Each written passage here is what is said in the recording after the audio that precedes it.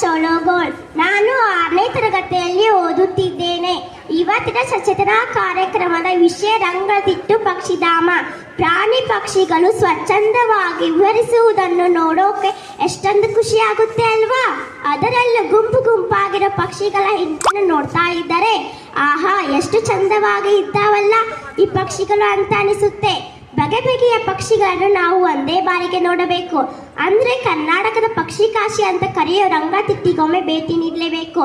ಅಷ್ಟಕ್ಕೂ ರಂಗತಿಟ್ಟು ಪಕ್ಷಿಧಾಮ ಹೇಗೆ ಪ್ರಾರಂಭವಾಯಿತು, ಅದರ ಇತಿಹಾಸವೇನು ಅನ್ನೋ ಕುತೂಹಲಕಾರಿ ಮಾಹಿತಿಯನ್ನು ಇವತ್ತು ತಿಳಿದುಕೊಳ್ಳೋಣ. ನಮ್ಮ ಕರ್ನಾಟಕದಲ್ಲಿರುವ ಅತ್ತಿವೇರಿ ಪಕ್ಷಿಧಾಮ, ಗುಡುವಿ ಪಕ್ಷಿಧಾಮ, ಮಂಡಗದ್ದೆ ಪಕ್ಷಿಧಾಮ, ಕೊಕ್ಕರೆಬೆಳ್ಳೂರು ಪಕ್ಷಿಧಾಮ, ಕಂಗಳಡು ಪಕ್ಷಿಧಾಮ ಪೈಕಿ ರಂಗತಿಟ್ಟು ಪಕ್ಷಿಧಾಮವು ಅತ್ಯಂತ ದೊಡ್ಡ ಪಕ್ಷಿಧಾಮ ಎನಿಸಿಕೊಂಡಿದ್ದು, ಅತಿ ಹೆಚ್ಚು ಪಕ್ಷಿಗಳು ಇಲ್ಲಿ ವಾಸ ಮಾಡೋ ಕಾರಣದಿಂದ ರಂಗತಿಟ್ಟನ್ನು ಪಕ್ಷಿ ಕಾಶಿ ಎಂದು ಕರೆಯಲಾಗುತ್ತೆ. ಈ ಪಕ್ಷಿಧಾಮವು ಮಂಡ್ಯ ಜಿಲ್ಲೆಯಲ್ಲಿರುವ ಅತ್ಯಂತ ಸುಂದರ ಪಕ್ಷಿಧಾಮವಾಗಿದ್ದು, ಇದು ಸುಮಾರು 40 ಎಕರೆ ಪ್ರದೇಶದಲ್ಲಿ ಹರಡಿಕೊಂಡಿದೆ. ಮೈಸೂರು ಸಂಸ್ಥಾನದ ಮಹಾರಾಜರಾಗಿದ್ದ ಕಂಠೀರವ ನರಸಿಂಹರಾಜ ಒಡೆಯರ ಅವರ ಕಾಲದಲ್ಲಿ ಕಾವೇರಿ ನದಿಗೆ ಅಡ್ಡವಾಗಿ ಬಂಗಾರದೊಡ್ಡ ಅಣೆಕಟ್ಟನ್ನು ನಿರ್ಮಿಸಲಾಗಿತ್ತು. ಅದೇ ಅಣೆಕಟ್ಟಿನಿಂದ ಹರಿದು ಬಂದ ನೀರಿನಲ್ಲಿ 6 ಪುಟ್ಟ ಪುಟ್ಟ ದ್ವೀಪಗಳಾಗಿವೆ. ಈ ದ್ವೀಪಗಳೇ ಪಕ್ಷಿ ಸಂಕುಲಗಳ ಉಳಿವಿಗೆ ಕಾರಣವಾಗಿವೆ. ಈ ಪಕ್ಷಿಧಾಮವು ಶ್ರೀರಂಗಪಟ್ಟಣದ ಸಮೀಪದಲ್ಲಿರುವುದರಿಂದ ರಂಗತಿಟ್ಟು ಎಂಬ ಹೆಸರು ಬಂದಿದೆ.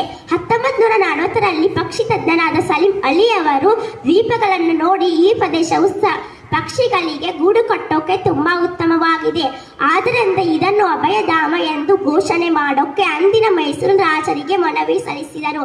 ರಂಗತಿಟ್ಟಿನಲ್ಲಿ ಚೆಂಡು ಸಸ್ಯಗಳು, ಬಿದಿರಿನ ಮರಗಳು, ಜಾಲಿ ಮರಗಳು, ನೀಲಗಿರಿ ಮರಗಳನ್ನು ಹೆಚ್ಚಾಗಿ ಬೆಳೆಯಲಾಗಿದ್ದು, ಇದುವರೆಗೆ ಸುಮಾರು 821ಕ್ಕೂ ಹೆಚ್ಚು ಜಾತಿಯ ಪಕ್ಷಿಗಳು ವಾಸವಾಗಿವೆ ಎಂದು ಅಂದಾಜಿಸಲಾಗಿದೆ.